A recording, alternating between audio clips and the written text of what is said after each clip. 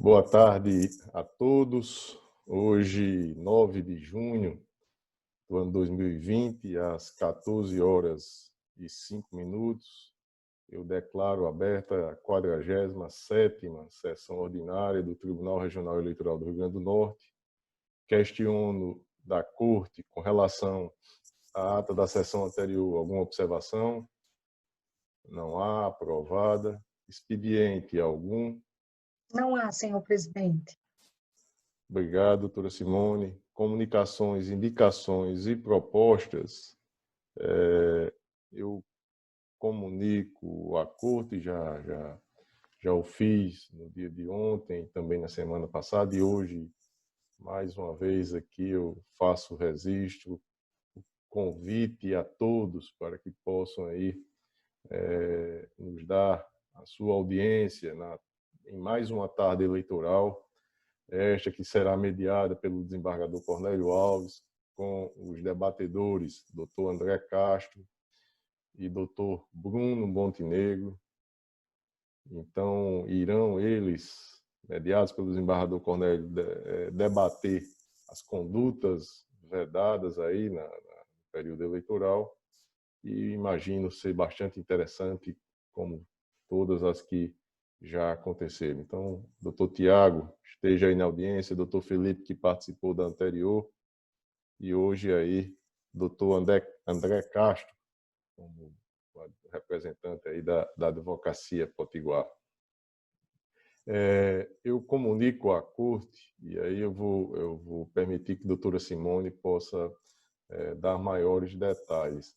Nós, no dia de hoje, conseguimos, junto ao Comando Conjunto aí, Rio Grande do Norte e Paraíba, fazer um trabalho lá de desinfecção lá no COGE, né? E também há uma perspectiva para a sede e zonas eleitorais acontecer no dia 22, e ainda um treinamento do nosso pessoal terceirizado para que possam eles dar continuidade com a manutenção aí desse serviço, que imagino ser de grande relevância aqui para as nossas instalações e também a questão sanitária aí dos nossos servidores.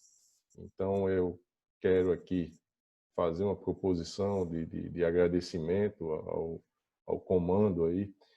Me parece que é o general, doutora Simone, me corrija aí o nome, por favor.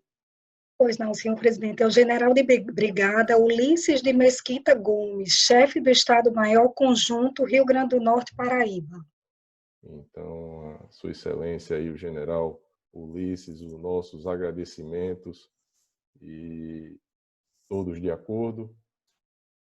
De acordo, senhor presidente.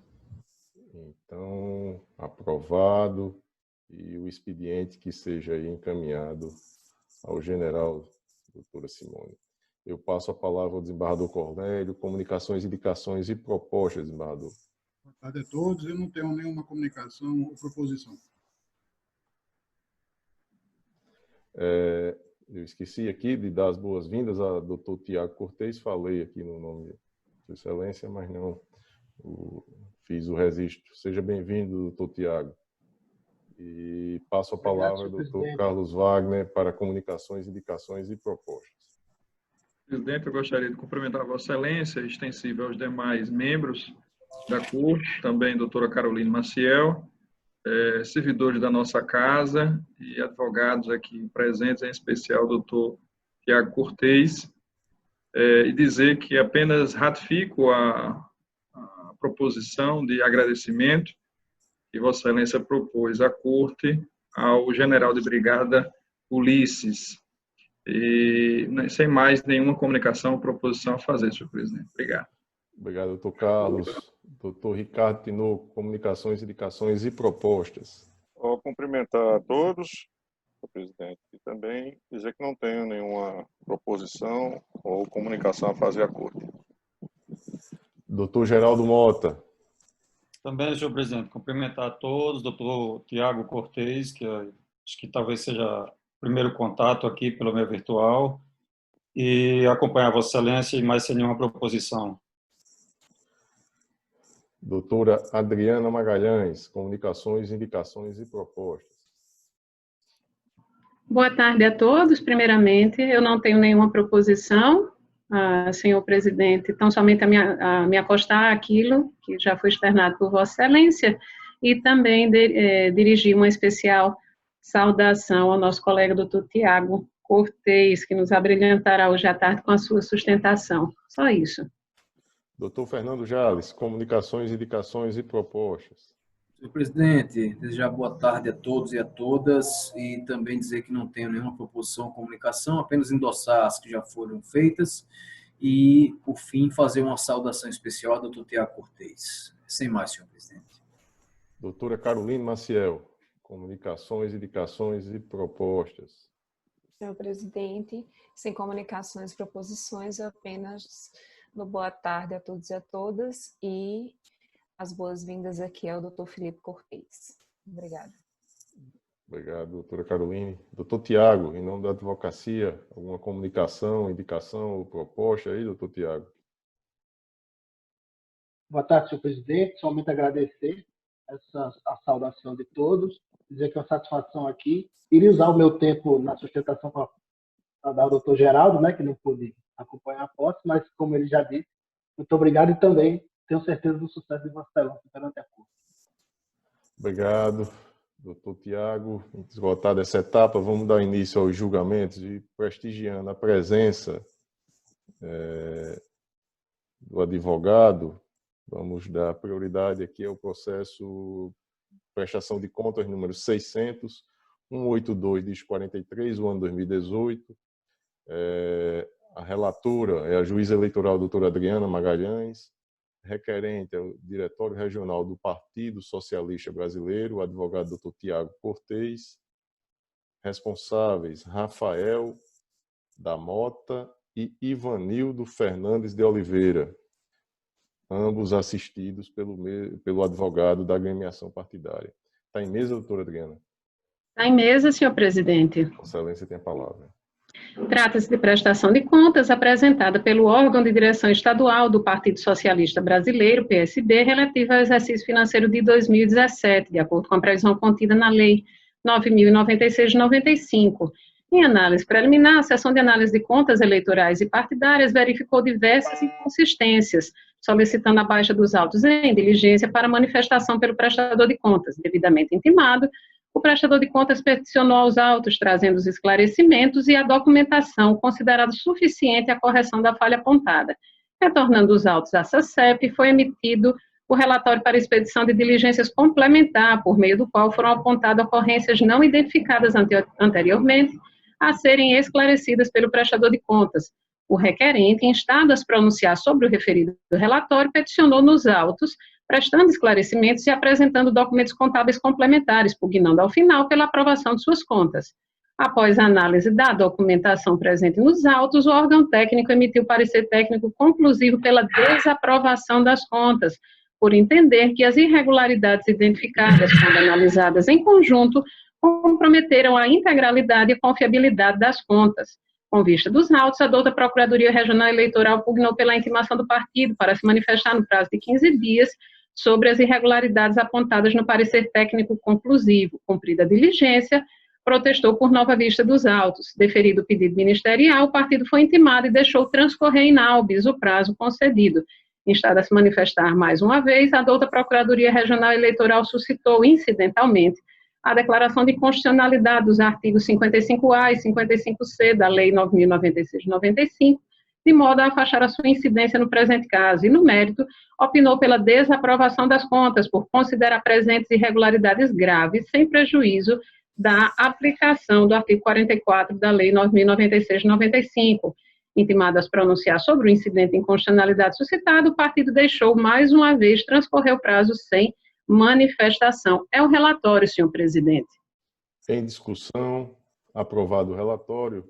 Doutora Caroline Maciel, vai fazer uso da palavra? Não. Não, senhor presidente, o Ministério Público Eleitoral apenas ratifica o parecer já exarado nos autos. Obrigada. Obrigado, doutora Caroline. Doutor Tiago Cortez, Vossa Excelência tem a palavra por até 10 minutos. Por favor, marque aí para a gente... Agora não tem aquele... Vossa Excelência tem a palavra. Marcando. Excelentíssimo senhor presidente, excelentíssima senhora juíza, senhora representante do Ministério Público, senhores juízes do Tribunal Regional Eleitoral. Pelo relatório de Sua Excelência, a gente acha até que tem muita coisa grave nessa prestação de contas.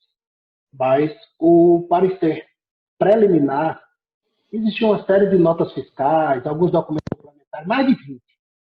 E o partido cumpriu tudo. Juntou todos os documentos. Depois do relatório preliminar, veio o relatório conclusivo, e de todas as impropriedades, restaram apenas 3. 3 impropriedades que, na visão da agremiação, não tem o condão de desaprovar as contas. E quais são elas? Primeiro, a ausência de extratos bancários de uma conta corrente, né, que demonstrasse a movimentação financeira ou sua ausência. O que é que o partido fez? O partido pegou a declaração do gerente da Caixa Econômica Federal e juntou aos autos, dizendo que a conta tal não teve movimentação. Qual foi o problema? O gerente da Caixa escreveu janeiro a dezembro e botou barra 2018. Um erro material. A própria comissão do parecer conclusivo, e o ID aí é de número 1763921.2, errou o número da conta no parecer conclusivo. Ele disse que os extratos bancários da conta 872-0. Na verdade, a conta é a 2078-0. E o extrato anexado, um documento anexado pela própria comissão, no ID 1763921, diz o seguinte, que na conta tal, que data da abertura de 2012,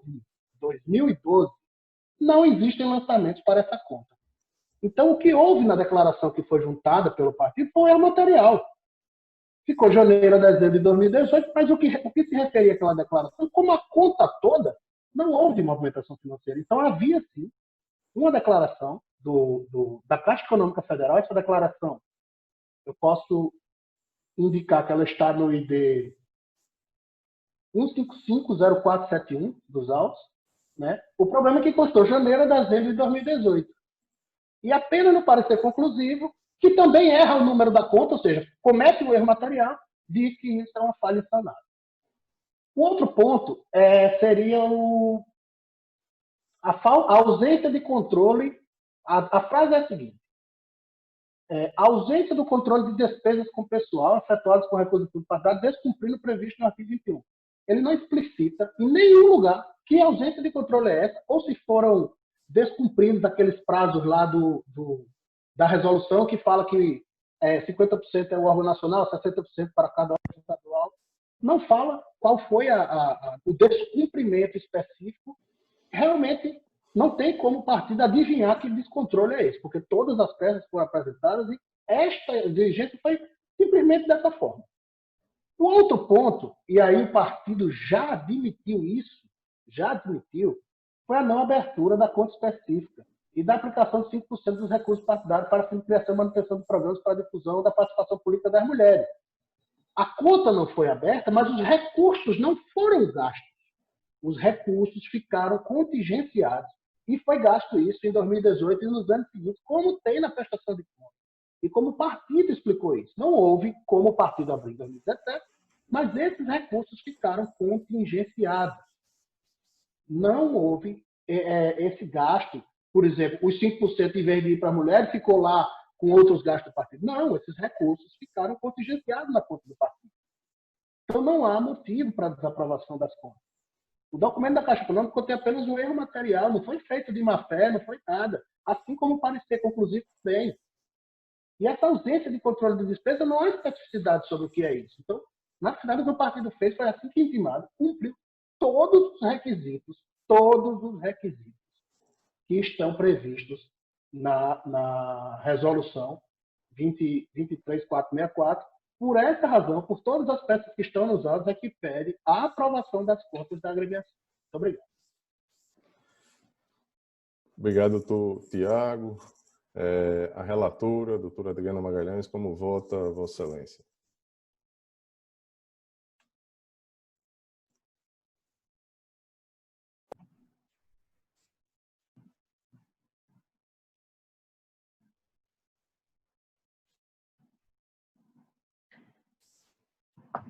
De início, deve ser enfrentada a arguição incidental de inconstitucionalidade suscitada pela douta Procuradoria Regional em relação aos artigos 55A e 55C da Lei 9.096 de 95, acrescidos pela Lei 13.831 de 2019. Eis a transcrição dos citados dispositivos, e eu os reproduzo em meu voto. E prossigo. A título de informação... Pois não. Desculpe, só um minutinho. A arguição de inconstitucionalidade, só para explicar, os dois dispositivos eles já foram apreciados na corte. Daí isso, eu vou fazer essa menção no meu voto. Ah, perfeito, desculpe. Então, só para registrar para o advogado, para a gente não ter aí... Desculpe, doutora Adriana, Vossa Excelência. Pois não. A título de informação, semelhante questionamento foi suscitado perante o STF por meio da ADI 6230, da relatoria do ministro Ricardo Lewandowski, mas até a presente data não houve nem apreciação da medida cautelar pleiteada pela Procuradoria-Geral da República, autora da ação, e nem o julgamento definitivo da causa. No plano local, todavia, sem embargo da inexistência de posicionamento do STF a respeito do tema, esta Corte Regional já enfrentou a matéria incidentalmente, quando do julgamento da prestação de contas 4802 em 8 de outubro de 2019, da relatoria do juiz Ricardo Tinoco de Góes, na qual se reconheceu a inconstitucionalidade do artigo 55C, e depois, por ocasião do julgamento da prestação de contas 4632 em 21 de maio de 2020, da relatoria do juiz José Dantas de Paiva, assentada em que se reconheceu a inconstitucionalidade de ambos os artigos. Dada a relevância desses dois julgados para o deslinde do presente caso, em virtude de a causa de pedir relativa à declaração de inconstitucionalidade neste feito ser absolutamente idêntica aos já enfrentados pela nossa Corte Regional, primeiramente transcreve-se abaixo a emenda referente à prestação de contas 4802, com o enfrentamento da inconstitucionalidade do artigo 45. Por sua vez, quando do julgamento da prestação de contas 4632 de 2017, de relatoria do Dr. Zé Dantas de Paiva, esta Corte enfrentou pela primeira vez a inconstitucionalidade do 55A e também reafirmou seu entendimento acerca da inconstitucionalidade do artigo 55C. Eis, então, os fragmentos do respectivo acórdão relevantes ao presente julgamento, e eu faço a transcrição, então, em meu voto. E prossigo. Vislumbrando que a matéria foi exaustivamente analisada e debatida pela Corte em recentíssimas assentadas e não enxergando nos autos nenhum fato ou argumento novo capaz de alterar o robusto entendimento a que chegou o tribunal, entendo razoável e inteiramente deste julgamento as razões de decidir fixadas tanto no julgamento da prestação de contas 4802, quando se reconheceu, após a leitura de substancioso voto do relator, doutor Ricardo Tinoco, a inconstitucionalidade do artigo 55C, quanto no julgamento da prestação de contas 4632, momento em que, depois também de minucioso e exauriente voto do relator, doutor José Dantas de Paiva, foi reafirmada a inconstitucionalidade do artigo 55C e reconhecido igualmente o caráter inconstitucional do 55A. Com efeito, penso não existir, presentemente, nenhuma situação fática ou jurídica determinante a caracterização do distinguish ou autorizadora da autorrevogação dos precedentes citados. Assim sendo, a aplicabilidade desses dois julgados paradigmáticos para esta casa é medida incontornável e amplamente desejável, mormente à luz de uma prestação jurisdicional pautada no compromisso de promoção da estabilidade jurídica. E com essas considerações, senhor presidente, e tomando por fundamento os precedentes deste regional já mencionados, eu encaminho meu voto quanto à questão preliminar, no sentido de declarar incidentalmente a inconstitucionalidade do artigo 55A e 55C da Lei 9.096 de 1995. É como voto a presente prejudicial. Questão já enfrentada na Corte, todos de acordo? Acordo. Pois não, doutor Leandro, com relação ao mérito... Prossigo agora quanto ao voto de mérito. Nos termos verificados pelo órgão técnico, encerrada a fase de diligências, as irregularidades remanescentes na prestação de contas em análise dizem respeito a, primeiro, a ausência de peças contábeis obrigatórias previstas no artigo 29 da Resolução TSE 23464 de 2015, segundo, a ausência de abertura de conta bancária específica para a movimentação dos recursos destinados ao Programa de Difusão e Promoção da Participação Política das Mulheres, E terceiro, não aplicação do percentual mínimo de 5% dos recursos oriundos do fundo partidário a serem destinados à criação e manutenção dos programas de incentivo à participação política das mulheres. Sobre a ausência do demonstrativo de fluxo de caixa e de extratos bancários relativos à conta de número 872 dígito 0, agência 0759 da Caixa Econômica Federal, mencionada no item 1, todos considerados documentos obrigatórios nos termos do artigo 29 da Resolução TSE 23464 de 2015, é preciso dizer que, no tocante à ausência do demonstrativo de fluxo de caixa, esta Corte já afirmou o entendimento no sentido que tal falha se caracteriza como impropriedade de natureza meramente formal, haja vista não impossibilitar a fiscalização da movimentação contábil e financeira do prestador de contas. E, da mesma forma, quanto à ausência dos extratos bancários de uma das contas informadas pelo partido, este regional já julgou no sentido de que, sendo os extratos eletrônicos disponibilizados ao órgão técnico e, consequentemente, viabilizando-se o respectivo exame da movimentação bancária, torna-se possível a mitigação do vício em apreço, desde que não renda prejuízo à atuação fiscalizatória desta justiça especializada. Contudo, compulsando os autos, constata-se que a unidade técnica não teve acesso aos aludidos extratos eletrônicos, consoante se observa do seguinte trecho do parecer conclusivo ao discorrer sobre as irregularidades identificadas. A ausência das seguintes peças obrigatórias em descumprimento ao artigo 29 da Resolução 23464 de 2015. Os extratos bancários da conta 872, demonstrando a movimentação financeira ou a sua ausência em forma definitiva, contemplando de todo modo o exercício no que se refere às contas, apresentando a defesa correspondente ao exercício de 2018 e de 2017. Nada obstante tenha sido intimado a se defender, não houve resposta do prestador de contas a respeito desta e de outras falhas identificadas no aludido parecer técnico, fato a denotar certo desprezo pelo chamamento da Justiça Eleitoral.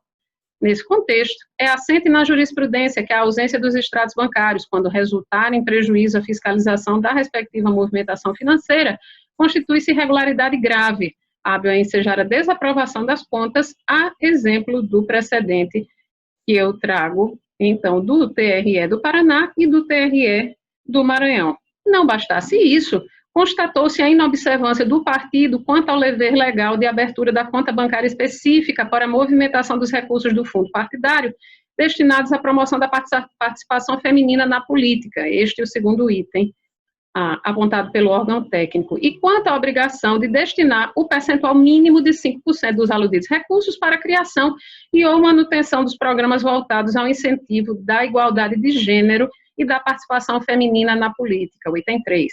De fato, a abertura de conta bancária específica é o primeiro passo em uma sequência de atos destinados a viabilizar o adequado controle da movimentação de recursos financeiros pela Justiça Eleitoral. O descumprimento dessa regra importa, por imperativo lógico dedutivo, em grave violação ao dever de transparência decorrente de mandamento legal e constitucional e ao qual está naturalmente sujeito o acervo contábil dos partidos políticos.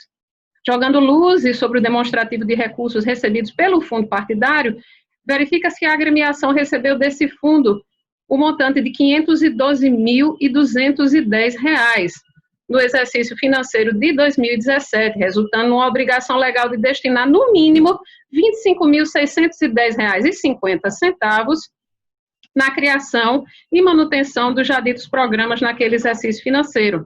Ocorre que, consoante reconhece o próprio prestador de contas, além de não ter aberto a conta específica, deixou de proceder à aplicação do percentual mínimo de 5% dos recursos oriundos do fundo partidário para tal finalidade, fato implicando em claro descumprimento da regra prevista na norma já citada. Não se desconhece a alegação defensiva no sentido do cumprimento da obrigação pela aplicação dos recursos no financiamento das candidaturas femininas nas eleições gerais de 2018, nos termos do artigo 55A da Lei 9.096 de 95. Contudo, não houve ajuntada aos autos da documentação comprobatória respectiva, aniquilando assim a força persuasiva de tais argumentos. Demais disso, ante o reconhecimento da inconstitucionalidade incidental dos artigos 55A e 55C da Lei dos Partidos Políticos, retira-se a força da tese do partido, restando patente a afronta ao disposto no artigo 44 do mesmo diploma legal, o que atrai, por conseguinte, a sanção prevista no referido artigo, segundo o qual, abre aspas, o partido político que não cumprir o disposto no inciso 5 do caput deverá transferir o saldo para a conta específica, sendo vedada a sua aplicação para finalidade diversa, de modo que o saldo remanescente deverá ser aplicado dentro do exercício financeiro subsequente, sob pena de acréscimo de 12,5% do valor previsto no inciso 5 do caput a ser aplicado na mesma finalidade. Assentada a inconstitucionalidade dos dispositivos que impediam a reprovação das contas e a imposição de penalidade ao órgão partidário infrator, cumpre considerar a aludida irregularidade quanto ao descumprimento da aplicação de recursos mínimos no desenvolvimento de programas voltados ao incentivo da participação política feminina, em conjunto com a ausência de abertura de conta específica para tal fim, como graves e insanáveis, com suficiente aptidão para macular a regularidade da presente prestação de contas. A conclusão, por tal entendimento, implica em face dos princípios da razoabilidade e da proporcionalidade na reprovação dessas contas, especialmente em virtude do montante significativo de recursos públicos que restaram sem destinação escorreita, no valor de R$ 25.610,50, e em função da desídia partidária em atender aos chamamentos dessa justiça eleitoral. Forte, portanto, nesses fundamentos, e em consonância com os pareceres técnico e ministerial, eu encaminho meu voto no sentido de desaprovar as contas do órgão regional do Partido Socialista Brasileiro no Estado do Rio Grande do Norte, relativo ao exercício de 2017, determinando a transferência para a conta específica do saldo referente à importância não empregada na política afirmativa prevista pelo artigo 44, inciso 5 da Lei 9.096/95, no valor de R$ 25.610,50, sendo vedada sua aplicação para finalidade diversa, de modo que esse saldo remanescente seja aplicado dentro do exercício financeiro subsequente ao do trânsito em julgado desta decisão, sem prejuízo do montante a ser destinado no respectivo exercício, sob pena de acréscimo de 12,5% do valor previsto no inciso 5 caput, a ser aplicado na mesma finalidade. E também determinar que, após o trânsito em julgado, nos termos do artigo 59 da Resolução 23.604 de 2019, seja a presente decisão comunicada ao órgão de direção nacional do partido e que a respectiva anotação no sistema de informações de contas eleitorais e partidárias seja também feita. É assim que voto, senhor presidente. Doutor Fernando Jales, como vota Vossa Excelência? Senhor presidente, ontem votamos aqui um processo não idêntico, mas parecido, em que as contas foram desaprovadas exatamente por não ter sido aplicado o percentual lá, 30%, né, nas campanhas femininas, nas candidatas femininas. Eu, em dezembro, até citei ontem no meu voto, na sessão do dia 19 de dezembro, eu era relator de uma prestação de contas, que é a de número 73, dígito 15.2017, do Partido Verde. Naquela ocasião, eu encaminhei meu voto. A única falha que existia na prestação de contas era exatamente a ausência de aplicação desse percentual mínimo, né, em programas de valorização da participação feminina na política. E lá eu invoquei, dentro da prestação de contas, como a falha era só essa, então o percentual dentro do todo global era exatamente de 5%. Naquela oportunidade eu invoquei os princípios da proporcionalidade e da razoabilidade. No entanto, senhor presidente, eu estou evoluindo e mais, naquela ocasião a Corte aprovou o voto que eu encaminhei, foi por unanimidade, por aprovar com ressalvas, né, e mandando o partido devolver um percentual lá que não tinha sido aplicado. Eu estou evoluindo, senhor presidente, meu entendimento a esse respeito para acompanhar a relatora, tendo em vista que realmente é uma realidade, né, as decisões do TSE a respeito da valorização da participação feminina na política, seja com cassação, como eu disse ontem, de chapas em razão de candidatas laranjas, seja ontem pela desaprovação das contas, umas contas de campanha, pela não aplicação do percentual mínimo, né, não repasse do percentual mínimo de recursos do fundo partidário às candidaturas femininas, E agora, recentemente, naquela consulta, na última sessão da ministra Rosa Weber, da deputada Lídice da Mata, em que o TSE decidiu que a questão de participação feminina ela deve ser respeitada, inclusive, nos órgãos de direção partidária. Então, senhor presidente, em razão de tudo isso, eu estou evoluindo, como disse, o meu entendimento para acompanhar a relatora, entendendo que, de fato, essa falta de aplicação do percentual de 5% em programas de valorização da mulher na política, como dito pela relatora, é fato aparentemente reconhecido pelo partido de que não aplicou, eu estou realmente entendendo que ostenta natureza grave para desaprovar as contas e, em razão de tudo isso, eu acompanho integralmente a relatora. Perfeito. Doutor Fernando Jales, desembargador Cornélio, como vota Vossa Excelência? Eu acompanho a relatora integralmente. Doutor Carlos Wagner? Também acompanho a relatora, senhor presidente. Doutor Ricardo Tinoco? Também, senhor presidente, eu vou acompanhar a relatora fazendo esse registro de que, de fato, a Corte como um todo já manifestou uma evolução interpretativa com relação ao fato de, e não obstante ser a única falha grave, é ela suficiente para gerar a desaprovação. É como voto, senhor presidente. Doutor Geraldo Mota? Acompanho integralmente a relatora, senhor presidente. Processo julgado à unanimidade nos termos do voto da relatora. Na sequência, nós temos o processo de número... Um abraço, doutor Tiago Cortez. Seja sempre bem-vindo. Na sequência, processo prestação de contas número 600.178, dígito 06, ano 2018.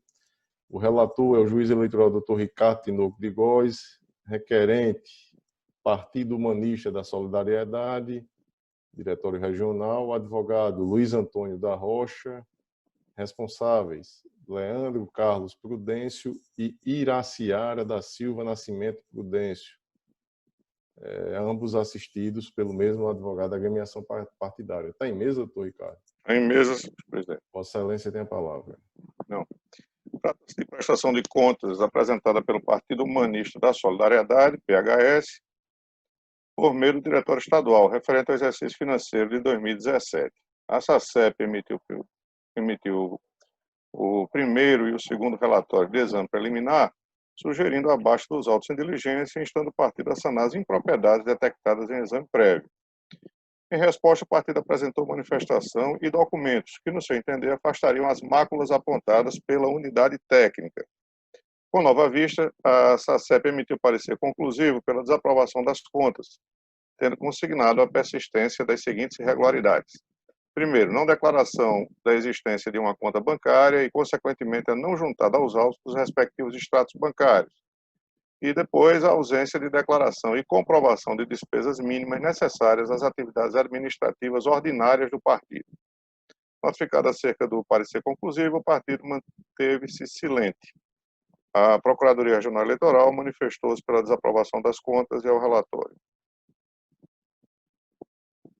Em discussão, aprovado o relatório, como vota Vossa Excelência? Senhor presidente, superando essa parte inicial, eu já prossigo, indo diretamente ao objeto da prestação, dizendo aqui no terceiro parágrafo. De início, o órgão técnico registrou que a agremiação não declarou a existência de nenhuma conta bancária destinada a movimentar recursos públicos ou privados do partido. E, consequentemente, também não foram apresentados os extratos bancários exigidos pela legislação eleitoral. Omissão que, sem dúvida, obsta a identificação da origem dos recursos movimentados pelo órgão partidário, constituindo irregularidade grave e insanável, que conduz já por si só à desaprovação das contas. Eu cito aqui um precedente, alguns precedentes aqui referenciados, que estão disponibilizados aqui no voto, do relator ministro Henrique Neves, de 2016, da ministra Rosa Weber, da ministra Luciana Lócio e daí por diante. E prossigo. Além da irregularidade anterior, constatou-se ainda que o partido deixou de declarar e comprovar despesas mínimas necessárias a manutenção da atividade partidária, tais como aluguel, energia elétrica, água, internet, entre outras, em desatendimento ao disposto nos artigos 17 e 18 da Resolução de Regência. E aqui eu faço alusão aos dispositivos mencionados. E sequencio. Sobre a aludida falha, a unidade técnica pontuou que o órgão partidário encontra-se vigente com endereço cadastrado junto à Justiça Eleitoral, possuindo sede própria, cuja existência já implica despesas essenciais e mínimas ao seu funcionamento, as quais deveriam ter sido declaradas e comprovadas pelo prestador de contas, ainda que o adimplemento de tais obrigações tenha advindo de doações estimáveis, inclusive em relação à cessão do imóvel, devendo assim ter observado a regra contida no artigo 9º da resolução retrocitada. Desta feita, a omissão retratada por burlar o dever de transparência dos partidos, impedindo o escorreito controle desta justiça especializada sobre as contas eleitorais, deve ser valorada negativamente, de modo a corroborar a desaprovação das contas. Ainda sobre o ponto, colaciono aqui julgados nos quais a respectiva Corte Eleitoral reconhece a gravidade da omissão quanto à comprovação das despesas mínimas necessárias. E aqui eu faço referência, senhor presidente, a um excerto da relatoria do então juiz desta Corte, Dr. José Dantas de Paiva, de 2018, setembro de 2018. Também faço aporte aqui num julgado do Tribunal Regional Eleitoral de Sergipe, também recente, de setembro de 2018, e prossigo. Por oportuno, cumpre registrar ainda que o caso tratado nos presentes autos se distingue daquele julgado na prestação de contas aqui identificada, da relatoria do juiz Carlos Wagner Dias Ferreira. Esse julgamento se deu na sessão vespertina do dia 29 de abril passado, no qual a Corte entendeu pelo afastamento da irregularidade em razão de o partido ter sido constituído no final do exercício financeiro que se prestou às contas, não tendo dessa forma tido tempo hábil para constituir a respectiva sede, situação que, pelo que se extrai dos autos, não se verifica aqui. Então, eu estou fazendo aqui a distinção do caso concreto relativamente a esse outro que já foi julgado por essa Corte Eleitoral. E, concluindo, diante de todo o exposto, tem-se que a existência de algumas falhas graves nas contas em exame torna impositiva a sua desaprovação. Assim, embora haja desaprovação das contas, importa elucidar que na espécie não há nenhum valor a ser devolvido ao Tesouro Nacional, não incidindo, por essa razão, a sanção prevista no artigo 37 da Lei 9.096/95 e reproduzida no artigo 49 da Resolução 23.464 de 2015, que determina que ao montante a ser recolhido ao Tesouro Nacional deve ser acrescida a multa de até 20%. Com essas considerações, em harmonia com o parecer ministerial e do órgão técnico, julgo desaprovadas as contas do Partido Humanista da Solidariedade, PHS, referentes ao exercício financeiro de 2017. É como voto, senhor presidente. Obrigado, doutor Ricardo. Doutor Geraldo Mota, como voto? Com o relator, senhor presidente. Doutora Adriana Magalhães. Também, senhor presidente, acompanho o relator porque as falhas que ele bem enumerou, analisadas em conjunto, de fato, comprometem a confiabilidade das contas. Então, acompanho o seu voto pela desaprovação. Doutor Fernando Jales. Com o relator, senhor presidente. Desembargador Cornélio. Também com o relator. Doutor Carlos Wagner. Igual modo, senhor presidente, com o relator. Processo julgado à unanimidade nos termos do voto do relator. Algum outro processo em mesa que não tenha sido apregoado, que independa de pauta, extra-pauta? Não há. Então, esgotada essa etapa, vamos à pauta administrativa, e temos um único processo que teve o julgamento iniciado na sessão de ontem, com a leitura do relatório, a fala de um representante de cada grupo dos magistrados e também do presidente da Amarne, e, após tudo isso, pediu vista para emitir a sua opinião a ilustre representante do Ministério Público Eleitoral, doutora Caroline Maciel. Está em mesa, doutora Caroline? Eu já enviei, já encaminhei. Já enviou o parecer? Já, parecer escrito. Certo. Opinando em que sentido, doutora Caroline? Só para que a gente está ao vivo aí, para que possa... Só a conclusão. Opinando no sentido de que seja considerada... Está sem som.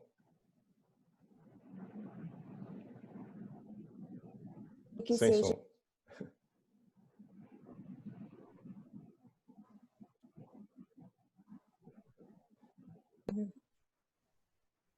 Está sem som. Doutor Carlos Wagner pode fazer esse... nos ajudar aí. Registro, né? Esse registro aí, por favor. E aí, na sequência, o voto de Vossa Excelência. Tudo bem, senhor presidente.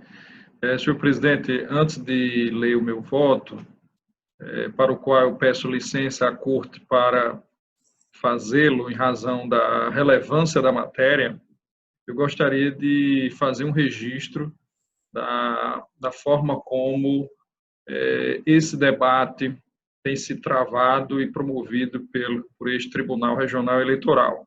Também gostaria de elogiar a lhanheza com que foi tratado por ocasião das duas reuniões que eu tive, tanto com os representantes dos requerentes, assim como os representantes dos requeridos.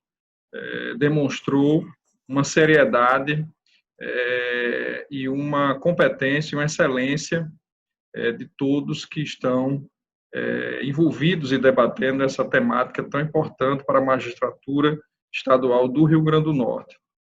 Eu queria dizer, senhor presidente, que essa é uma matéria extremamente difícil para qualquer magistrado desta corte, em especial a mim, porque eu tenho pessoas queridas, tanto de um lado, dos requerentes, como também dos requeridos.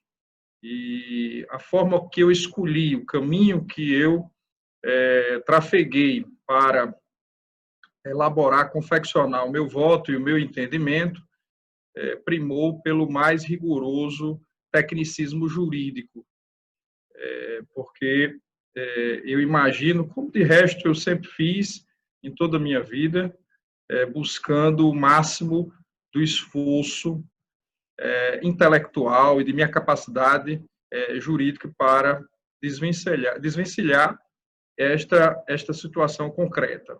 É um caso de relativa simplicidade de entendimento, mas de muito difícil de solução e de resolução da problemática.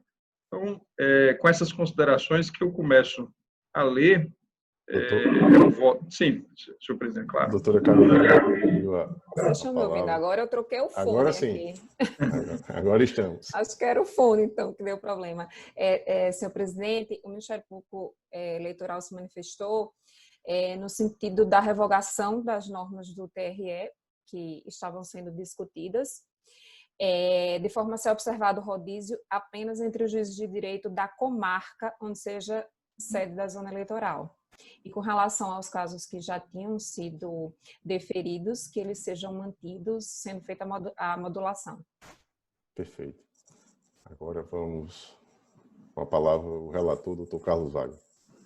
Senhor presidente, demais integrantes da Corte, excelentíssima senhora Procuradora Regional Eleitoral, na sessão ordinária realizada na data de ontem, após a leitura do relatório, este relator solicitou a manifestação oral da Procuradoria Regional Eleitoral, ocasião em que aquele órgão ministerial requeriu vista dos autos para apresentação de parecer escrito. Na data de hoje, às 9h16, o Parquet Eleitoral anexou ao feito a sua manifestação, opinando pela revogação dos dispositivos da resolução do TRE-RN 04/2019, com a manutenção das designações já realizadas em resguardo à segurança jurídica.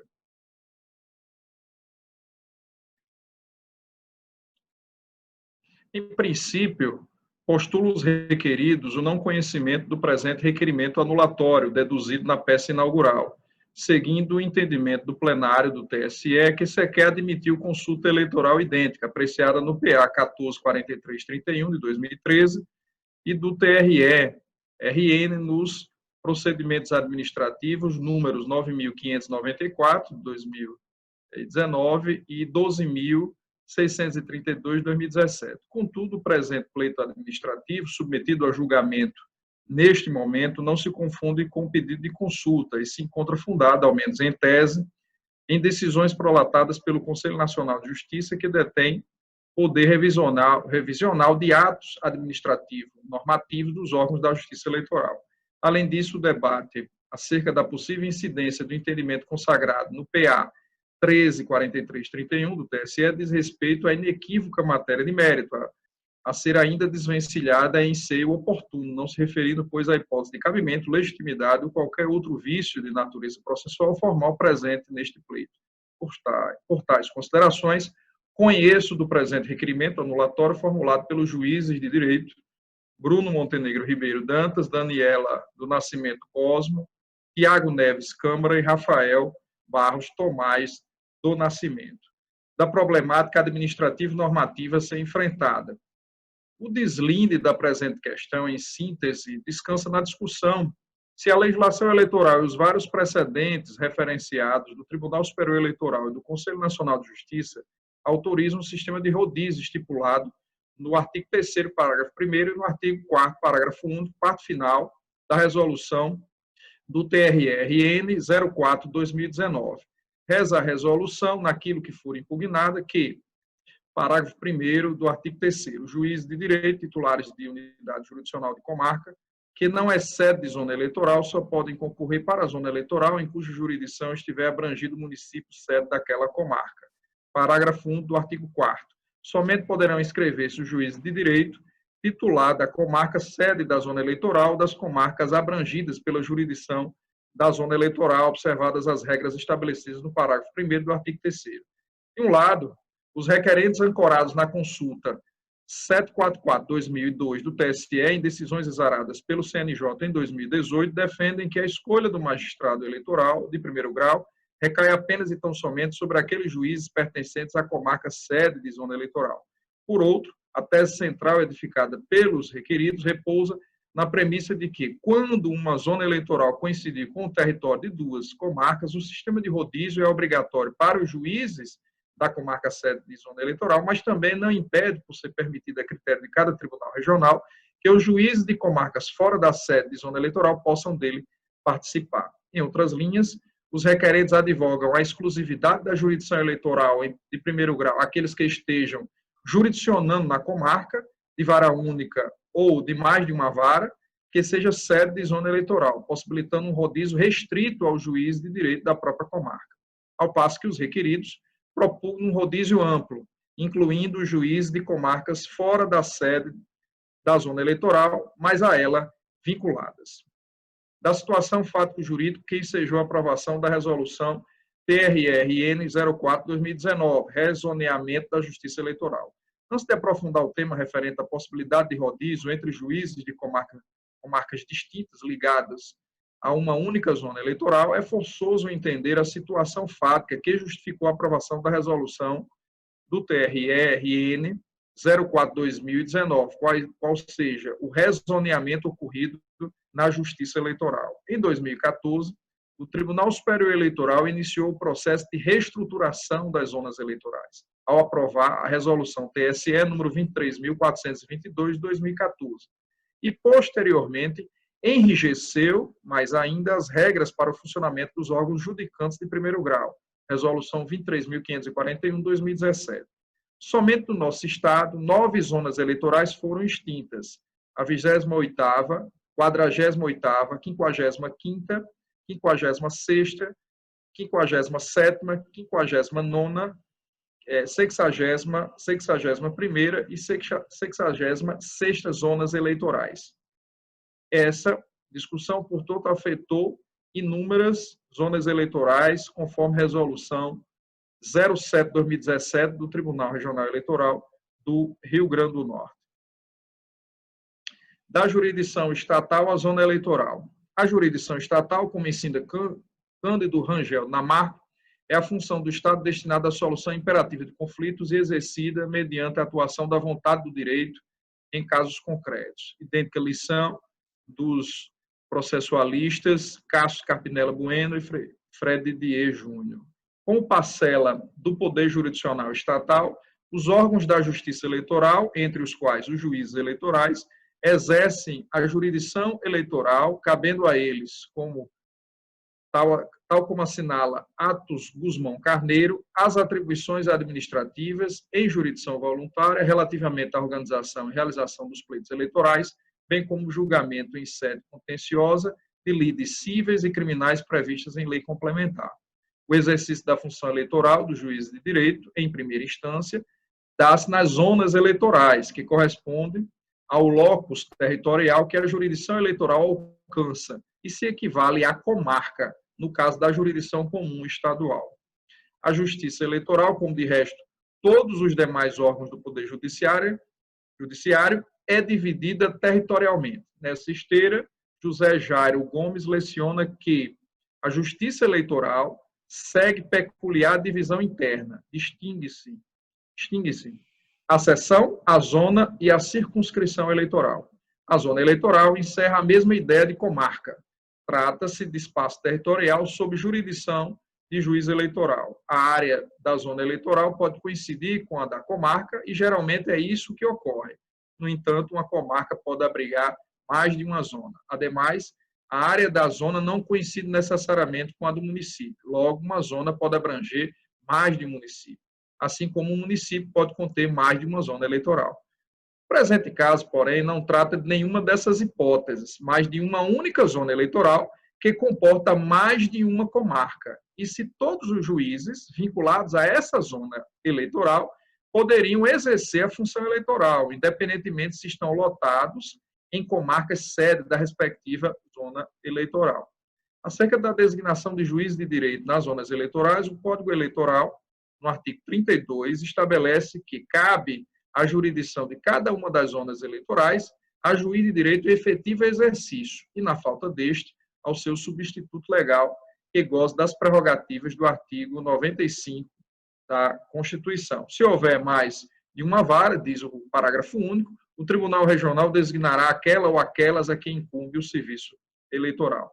O Tribunal Superior Eleitoral, por seu turno, estabeleceu na Resolução 21.009/2009 que a jurisdição em cada uma das zonas eleitorais em que houver mais de uma vara será exercida pelo período de 2 anos por juiz de direito da respectiva comarca em efetivo exercício.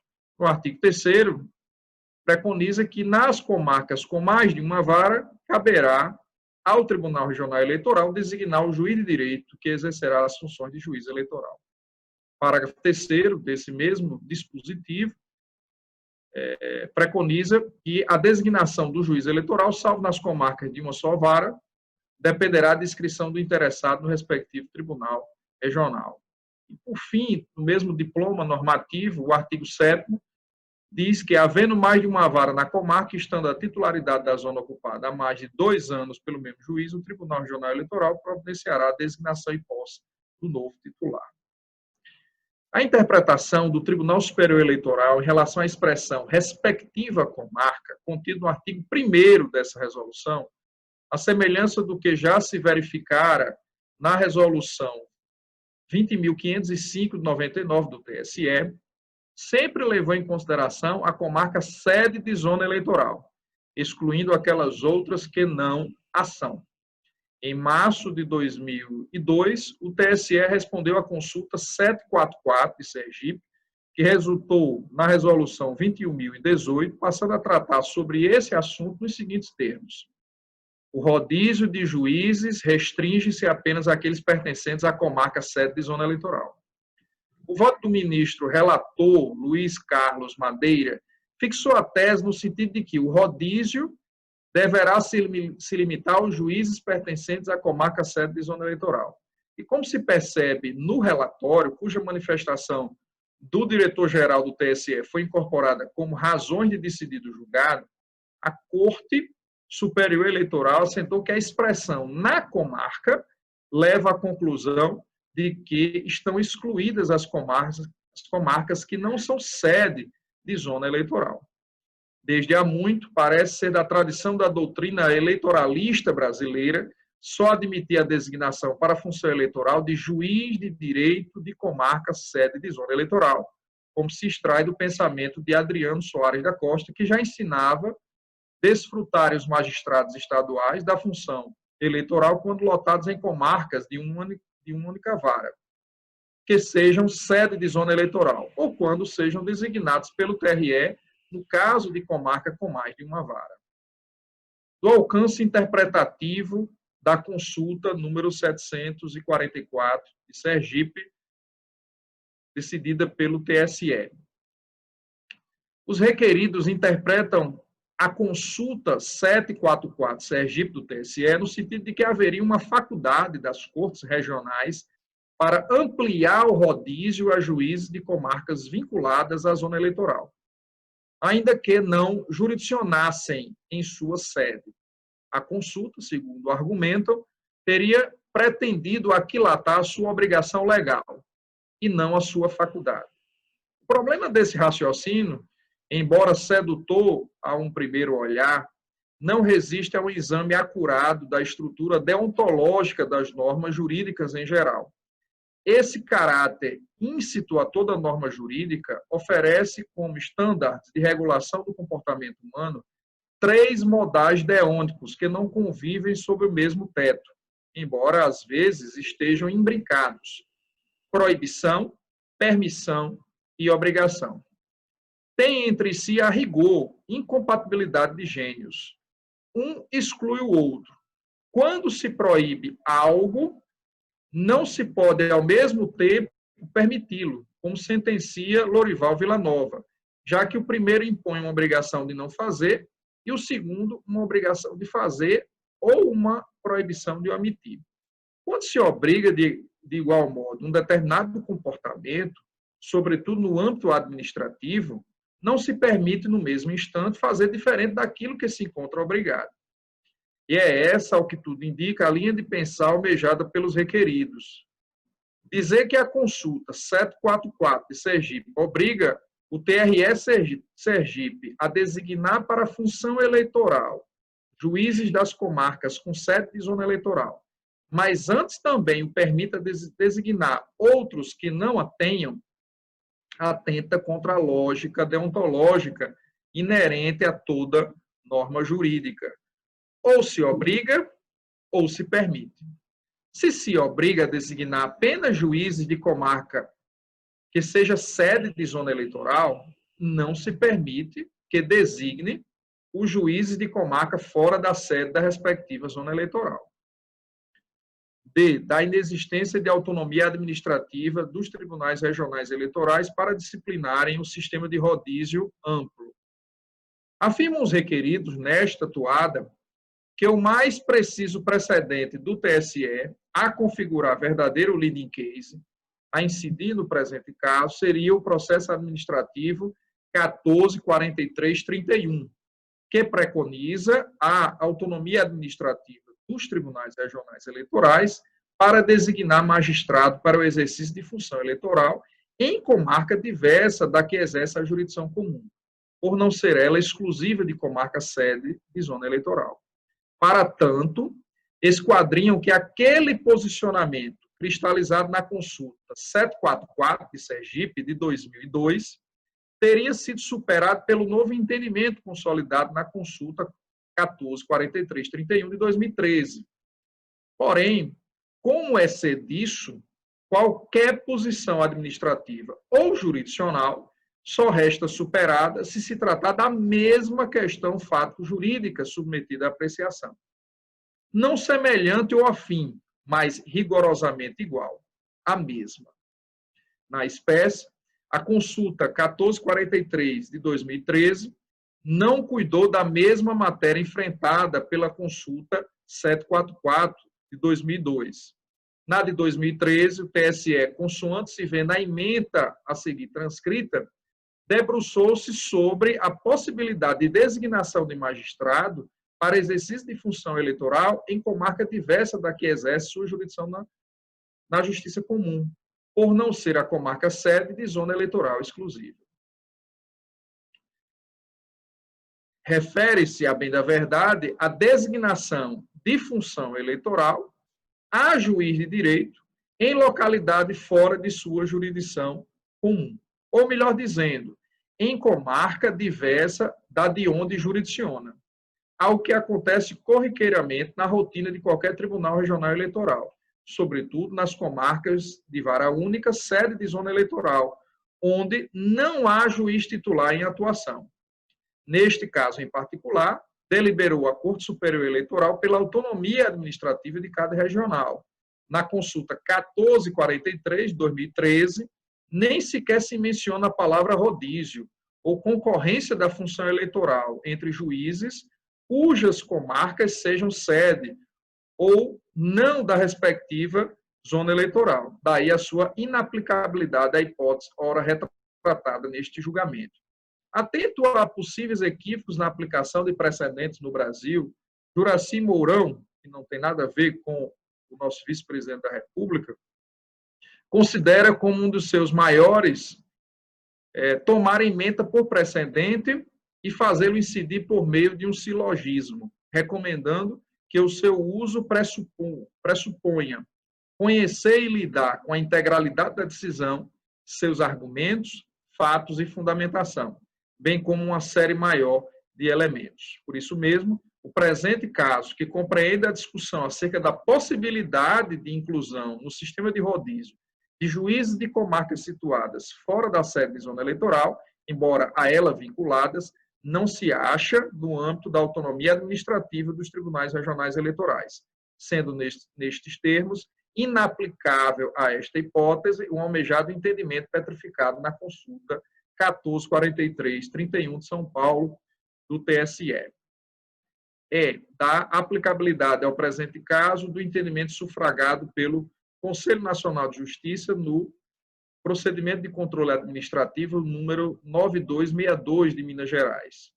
Neste ponto, os requeridos sustentam a inaplicabilidade à espécie em apreço do precedente firmado no PCA número 9262 de Minas Gerais pelo CNJ, por disciplinar a matéria completamente distinta, levando ao equívoco de que o rodízio entre juízes somente se adstringiria àqueles pertencentes à comarca sede de zona eleitoral.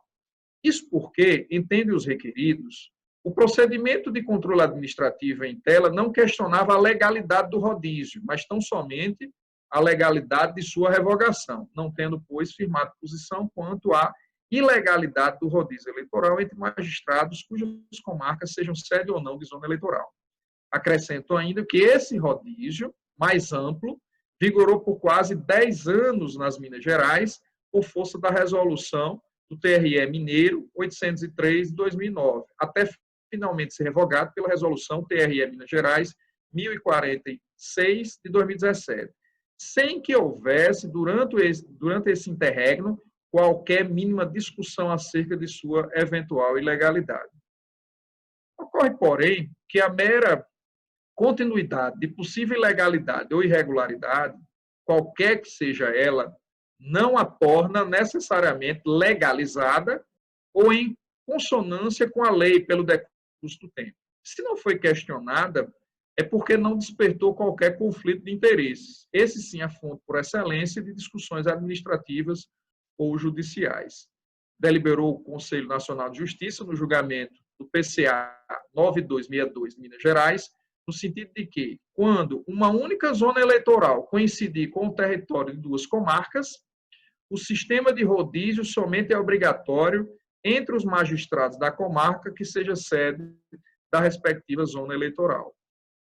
No voto da lavra do conselheiro relator, a tese firmada restou clarividente nos seguintes termos.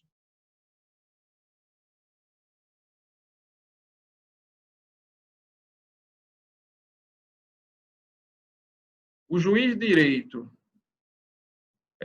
responsável por vara de comarca que não seja sede de zona eleitoral na qual está inserida poderá, em caráter excepcional e temporário, auxiliar o juiz eleitoral, porque a regra é que, neste caso, somente podem exercer a função eleitoral quem for juiz de comarca sede de zona eleitoral.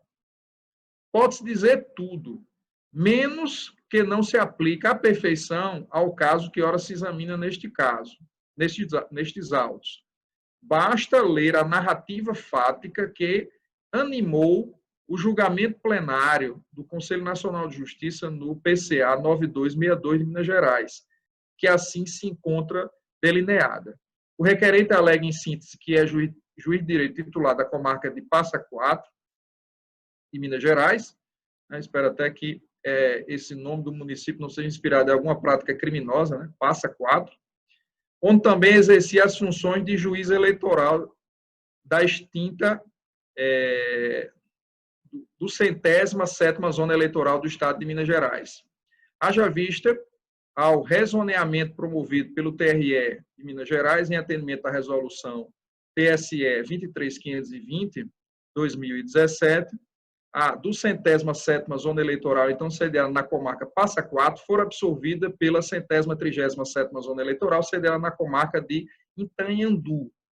A partir da mencionada reformulação, efetuou o requerimento administrativo ao TRE Mineiro, no dia 29 de agosto de 2017, visando sua designação como titular da 137ª Zona Eleitoral de Itanhandu, Minas Gerais, já que a resolução 1039/2017 da TRE Mineiro criou um fato inédito e, portanto, não previsto, qual seja, a de que uma zona eleitoral seja composta por mais de uma comarca.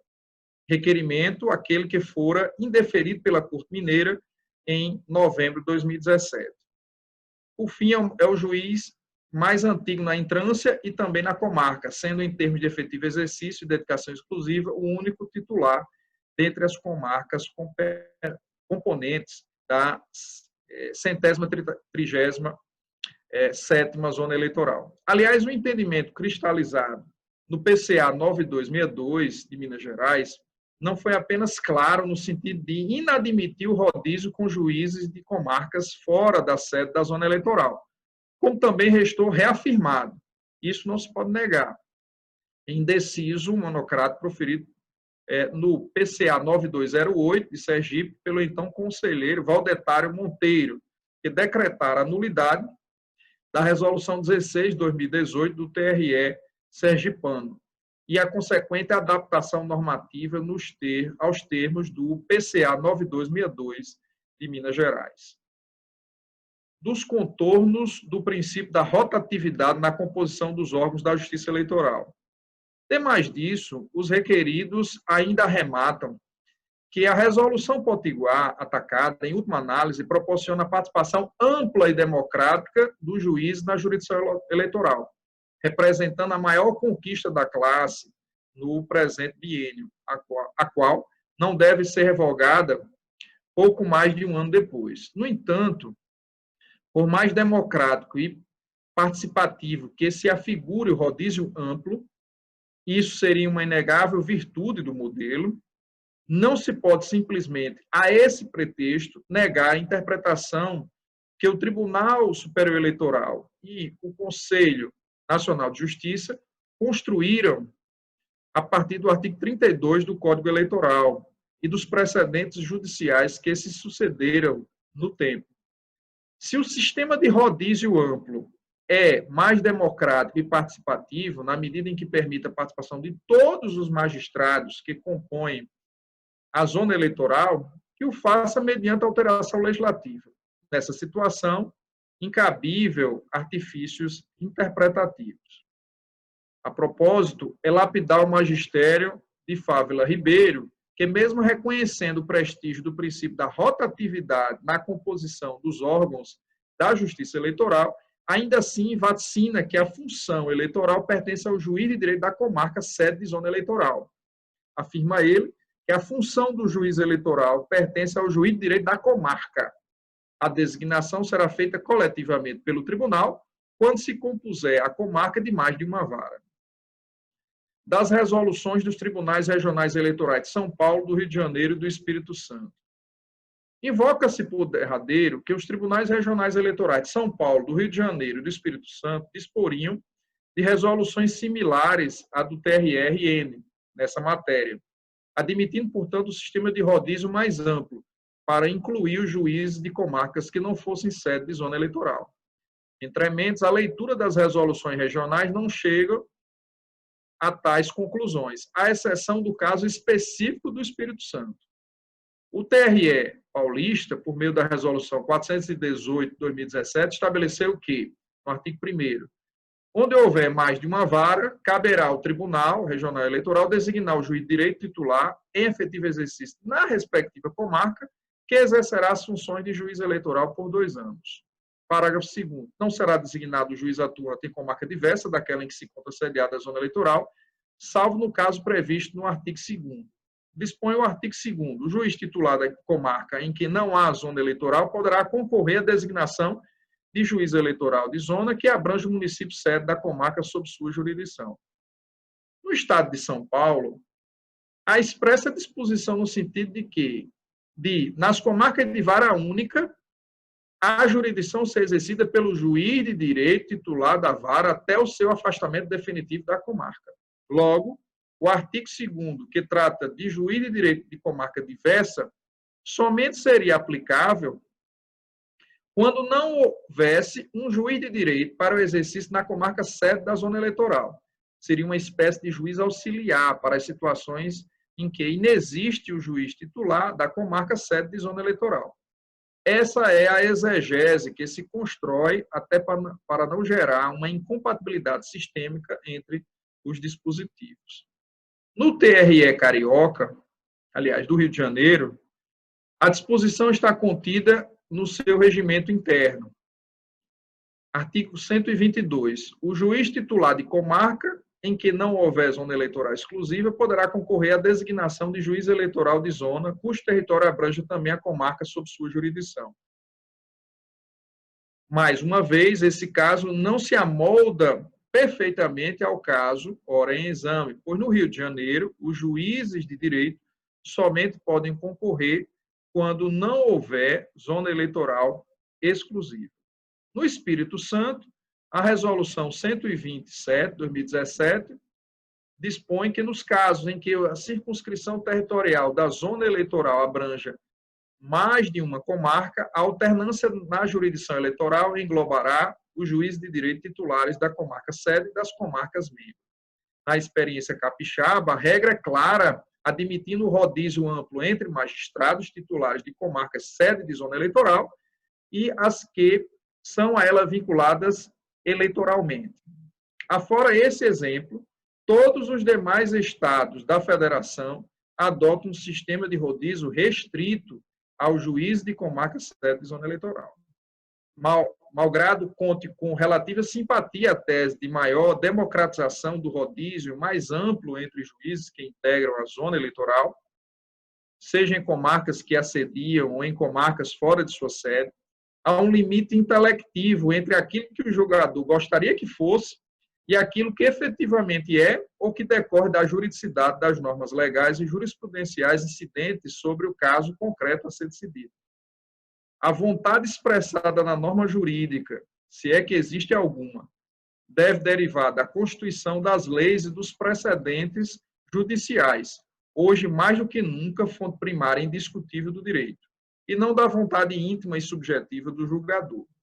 Não resta a menor sombra de dúvida de que tanto o Tribunal Superior Eleitoral como o Conselho Nacional de Justiça pacificaram a posição de que somente podem participar do sistema de rodízio magistrados de comarca sede de zona eleitoral, excluindo-se assim dessa concorrência aqueles lotados em comarcas que não seja sede da respectiva zona eleitoral ao qual se acham vinculados. Da regra de transição, lei de introdução às normas do direito brasileiro. A lei de introdução às normas do direito brasileiro, o Decreto-Lei 46.5742, com a redação dada pela Lei 13.655 de 2018, em atenção aos princípios da boa-fé objetiva e da não-surpresa, estabeleceu que a decisão administrativa, controladora ou judicial deveria prever um regime de transição para evitar as expectativas geradas com o normativo anterior. Dispõe o artigo 21, parágrafo único, que a decisão a que se refere o caput deste artigo deverá, quando for o caso, indicar as condições para que a regularização ocorra de modo proporcional e equânime, e sem prejuízo aos interesses gerais, não se podendo impor aos sujeitos atingidos ônus ou perdas que, em função das peculiaridades do caso, sejam anormais ou excessivos. E, mais particularmente, o artigo 23 da mesma lei reza que a decisão administrativa, controladora ou judicial que estabelecer interpretação ou orientação nova sobre norma de conteúdo indeterminado, impondo novo dever ou condicionamento de direito, deverá prever regime de transição quando indispensável para que o novo dever ou condicionamento de direito seja cumprido de modo proporcional, equânime e eficiente, sem prejuízo aos interesses gerais. A dicção do artigo 23 da Lei de Introdução às Normas do Direito Brasileiro incide, neste caso, em julgamento, porquanto os alcances interpretativos do que vem a ser comarca, se deve ser sede ou não de zona eleitoral para o exercício da função eleitoral, ou mesmo se o Tribunal Regional detinha autonomia administrativa para regulamentar essa matéria, permaneceram nebulosos e numa zona de indeterminação de seus respectivos conteúdos. Tanto que remanesce o Tribunal Regional Eleitoral do Espírito Santo adotando a mesma linha daquela escolhida pelo TRE-RN na resolução ora hostilizada. Nesta mesma linha de ideia, pontifica Edilson Pereira Nobre Júnior que o advento do artigo 23, cap, da Lei de Introdução às Normas do Direito Brasileiro, faz com que, em se cuidando de interpretação jurisprudencial consolidada sobre matéria administrativa, reste especialmente alterado o regramento da codificação, isso porque, reportando-se a mudança de interpretação incidente sobre norma de conteúdo indeterminado, o estabelecimento da modulação pelo tribunal resulta obrigatório, desde que a nova interpretação imponha ao administrado restrição ou condicionamento de direito. Na hipótese do TRE-RN, deve ser aplicada a regra de modulação de efeitos descrita no artigo 23 da Lei de Introdução às Normas do Direito Brasileiro, uma vez que, em razão da consolidação do rodízio amplo promovida pela Resolução 04/2019 do TRE-RN, alguns juízes de direito inscreveram-se para concorrer ao biênio de zonas eleitorais e que atualmente estão exercendo a jurisdição eleitoral, como é o caso da juíza Tânia de Lima Vilaça, da 26ª Zona Eleitoral, CAICO-RN, embora seja magistrado da comarca de São João do Sabugi, conforme o processo administrativo referenciado no meu voto. À vista disso, acredito que os juízes de direito que se inscreveram e que estão atualmente exercendo biênio na Justiça Eleitoral devem permanecer até o termo final, não havendo que se falar em interrupção desse exercício em homenagem à boa-fé objetiva e ao princípio da proteção da confiança legítima que o Estado gera nos administrados. Todavia, para os novos biênios que forem ainda a se iniciar, embora já decidida administrativamente em favor de determinados juízes, este regional já deve aplicar as novas regras, não cabendo se debater a eventual direito adquirido a tais normas, pois é dever da administração anular os seus próprios atos quando eivados de vício de legalidade, tal como dispõe o artigo 53 da Lei 9.784 de 99, a Lei do Processo Administrativo Federal. Diante desse cenário, em consonância com o parecer da Procuradoria Regional Eleitoral e com os precedentes do Tribunal Superior Eleitoral e do Conselho Nacional de Justiça, voto, senhor presidente, pela revogação do parágrafo 1º do artigo 3º e parágrafo único, enfim, do artigo 4º da resolução TRE-RN 04/2019, prestigiando a regra de somente poder concorrer ao sistema de rodízio referente ao biênio da zona eleitoral aquele juiz de direito da comarca que seja sede de zona eleitoral, pela aplicação da regra de transição para que, no caso, a modulação de efeitos para que os juízes eleitorais, ora em exercício atualmente na jurisdição eleitoral, que tenham obtido essa condição em razão da regra anterior, possam concluir o seu biênio. É como voto, senhor presidente. Obrigado, doutor Carlos Wagner. Matéria administrativa, ordinariamente a relatoria e o primeiro voto é da presidência. Nesse caso, foi destacado, distribuído ao juiz eleitoral, doutor Carlos Wagner. Então, a tomada de votos ela seguirá a ordem natural e deixarei meus agradecimentos, doutor Carlos Wagner, para o momento em que irei proferir o meu voto. Eu passo a palavra ao juiz eleitoral, doutor Ricardo Tinoco. Como vota Vossa Excelência, doutor Ricardo? Senhor presidente, inicialmente eu gostaria de parabenizar o judicioso voto do doutor Carlos Wagner, um voto que buscou extrair uma interpretação situada no campo normativo, secundada ainda pela visão jurisprudencial e também doutrinária, que se poderia dizer versar sobre a matéria. E também, assim como ele o fez, eu gostaria de também antecipar que não foi fácil para mim me posicionar meritoriamente a respeito da questão, à vista do fato de que realmente as teses postas em conflito, as teses em controvérsia, elas encontram uma justificativa jurídica que dependerá do nível de fundamentação e de argumentação que se possa lançar em cada voto. E, de outro turno, é também dizer que os interessados na condição de requerentes e os interessados na condição de requeridos guardam, em relação à minha pessoa, assim como eu, em relação a eles, em duvidoso nível de apreço e de respeitabilidade que, nesse aspecto, só dificulta a busca de uma interpretação fundada na correção racional do julgamento. Mas essa é a nossa missão. Missão essa que é indisfaçavelmente imposta a todo aquele que enverga a toga de juiz e, como tal, não pode se furtar, sob hipótese alguma, a julgar de acordo com aquilo que pode ser interpretativamente justificado. Então, feito esse introito, eu já antecipo que as normas sindicadas, as normas que são postas em análise crítica e, portanto, normas sobre as quais se busca um juízo de anulabilidade, o parágrafo 1º do artigo 3º da Resolução 04, assim como a parte final do artigo 4º da mesma resolução dessa Corte Eleitoral, a juízo dos requerentes, essas disposições perderiam sentido à vista de precedentes extraídos do Tribunal Superior Eleitoral, assim como de um julgamento proveniente de um procedimento de controle administrativo que tramitou no CNJ em 2017. E, de fato, há um primeiro momento, há uma leitura simplista, singular que se faça da literalidade das ementas, é bom que se destaque. A primeira conclusão a se extrair, daí eu compreender o entendimento esposado pelo Dr. Carlos Wagner, é de que a tese albergada pelos requerentes é merecedora, sim, de acolhida. Já que se diz que, por exemplo, na consulta 744 de 2002, fazendo a leitura ipsis literis do que está nominado, se diz: o rodízio de juízes restringe-se apenas àqueles pertencentes à comarca sede da zona eleitoral. Essa consulta deu aso ao surgimento de um outro ato normativo, uma resolução.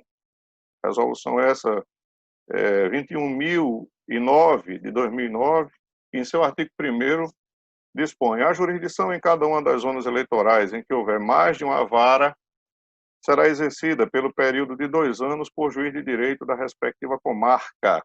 Da respectiva comarca, é fato, em efetivo exercício. Não foi outra orientação de uma resolução bem anterior, de 99, 20.505. Em seu artigo 1º também diz: na aplicação do artigo 32, parágrafo único do Código Eleitoral, os tribunais regionais eleitorais deverão atender ao sistema de rodízio, obedecendo à ordem de antiguidade dos juízes na comarca. Então, é induvidoso que a expressão comarca aparece, o que, de certo, nos leva à compreensão de que existe essa percepção quanto à territorialidade daqueles que estão, a rigor, exercendo a função eleitoral na comarca sede da respectiva zona. Ocorre que a tese, como já inclusive antecipou o próprio relator já antecipou, a tese encampada pelos requeridos, ela faz aporte numa decisão também oriunda do TSE, processo administrativo 1443, dígito 31, de 2013, e aí eu chamo a atenção da Corte para o aspecto cronológico.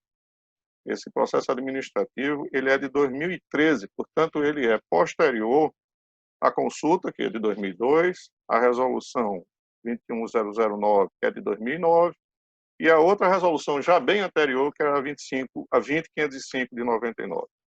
Pois bem, essa decisão, ela patenteou a possibilidade de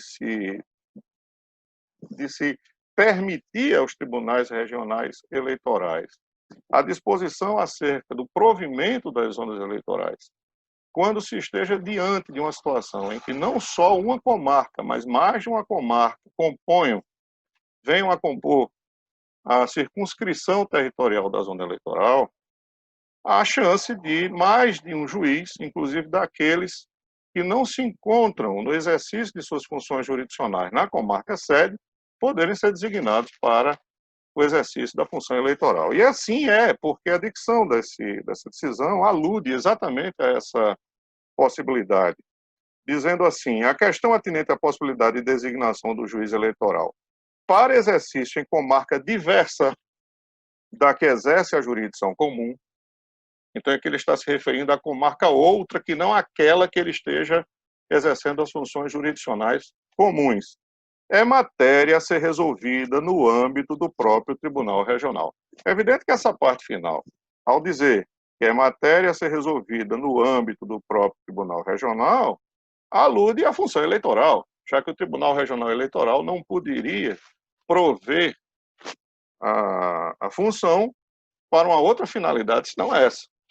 Evidentemente que a dicção dessa disposição, contida na decisão proferida nesse processo administrativo, não foi das melhores, mas eu não consigo atribuir a ela um sentido outro, senão o da permissividade para que os tribunais regionais eleitorais, possam designar para a função eleitoral juiz que não seja exercente de função jurisdicional na comarca sul, com a devida vênia do relator. Mas essas são, em princípio, as decisões que foram proferidas, seja a nível de consulta, seja a nível de processo administrativo, no âmbito da Corte Superior Eleitoral. Eu quero crer que a vexata quaestio, o ponto nodal, aquilo que nós poderíamos dizer, o ponto arquimediano desse debate, só surge quando, diante de nós, se apresenta a análise do procedimento de controle administrativo que ficou a cargo do julgamento do CNJ. E por quê? Porque no item 2 da ementa, novamente a ementa, eu chamo a atenção da Corte, recorrentemente, novamente a ementa, disse nessa decisão que o rodízio de juízes restringe-se apenas àqueles pertencentes à comarca sede da zona eleitoral, e faz, inclusive, alusão na sua parte final, precedentes do Tribunal Superior Eleitoral.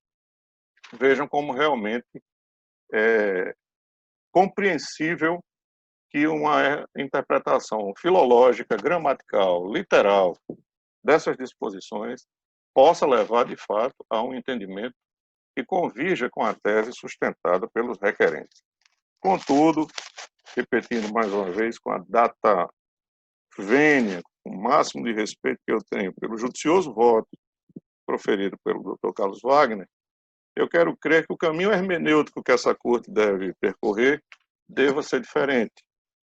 E assim o faço porque, para além dessa decisão proferida pelo Conselho Nacional de Justiça, há que se buscar uma interpretação de todas essas fontes normativas, em primeiro lugar, no texto constitucional, quando, pelo artigo 99 da Carta Maior, se assegura autonomia financeira e administrativa aos órgãos do Poder Judiciário.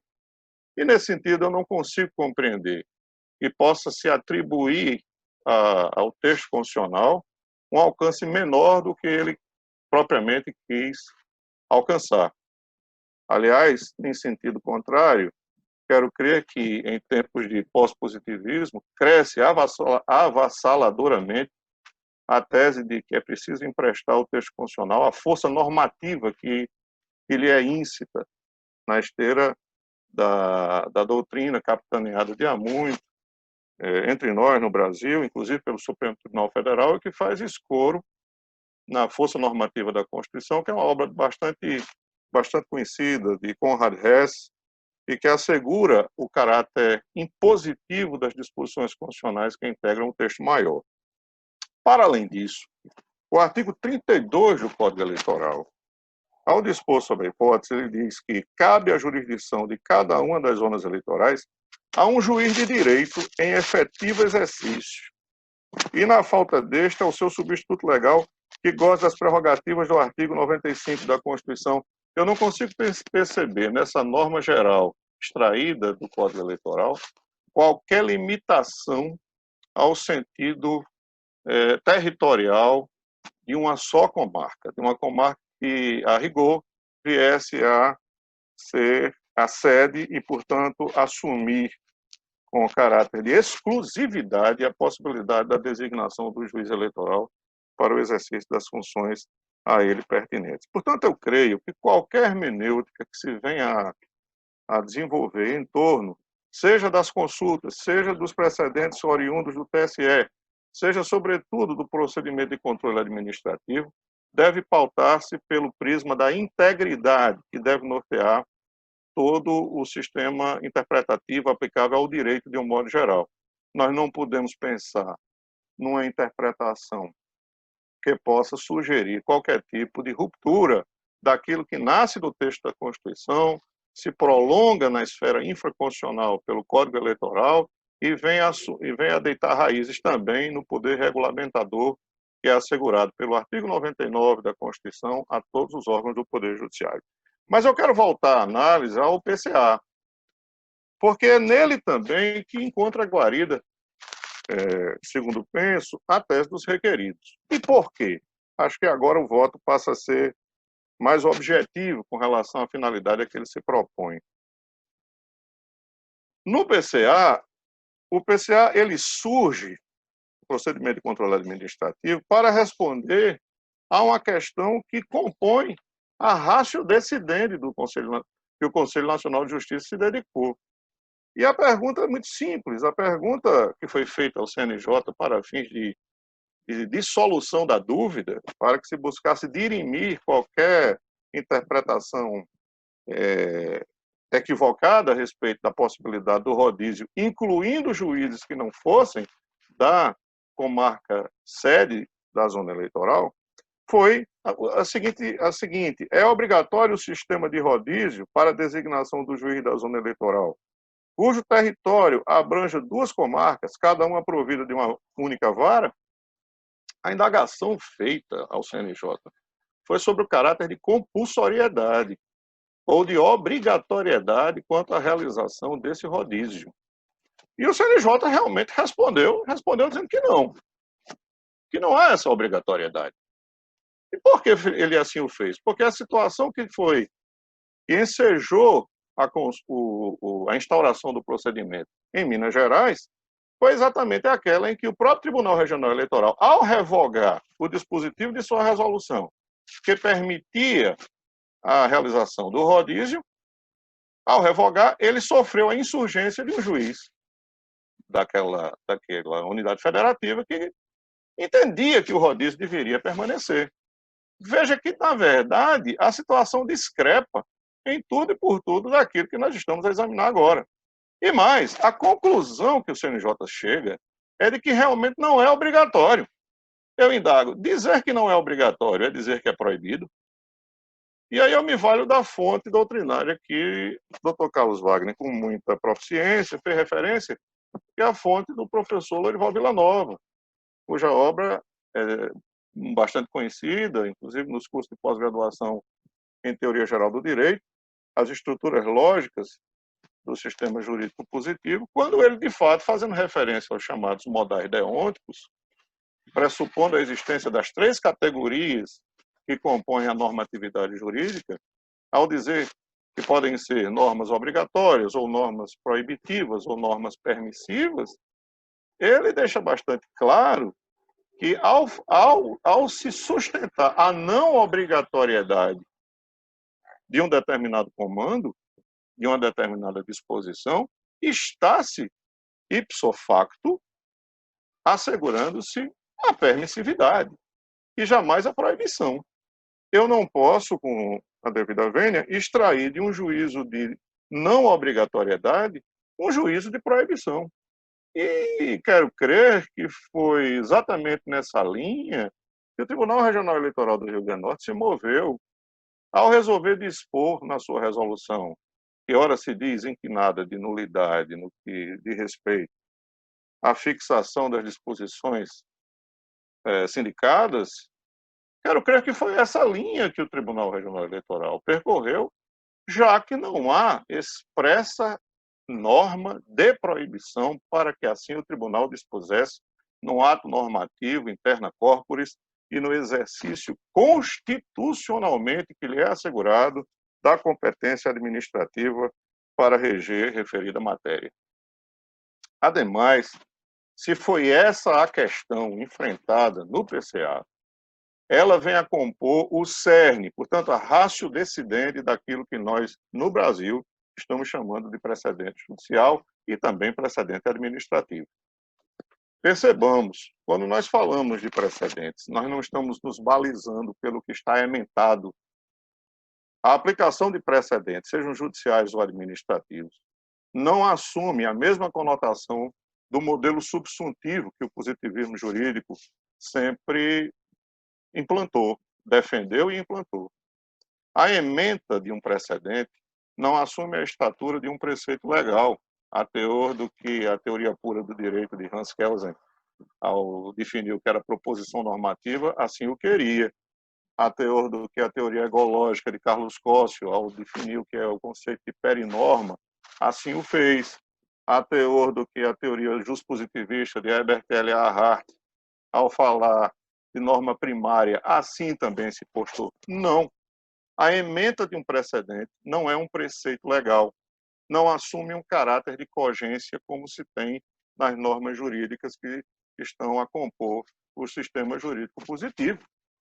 O que vincula o órgão julgador no que diz respeito aos precedentes, muito ao contrário do que a nossa tradição juspositivista sempre defendeu, são os fundamentos que dão escoro a esse precedente. Portanto, a ratio decidendi, ou seja, todo o debate que se estabeleceu em torno da questão posta sob decisão. Aliás, o direito anglo-saxão, e há muito, os common lawyers, aqueles que deram origem à teoria do stare decisis, chamam essa hipótese de mootness principle, ou seja, o princípio da vinculação ao debate. Nós não podemos, enquanto órgãos de jurisdição inferiores, aplicarmos um precedente porque na ementa há uma alusão a um sentido que, repito, em tudo e por tudo discrepa do que foi debatido, discrepa do que foi enfrentado e portanto, se distingue daquilo que na essência foi objeto de julgamento pelo órgão decididor.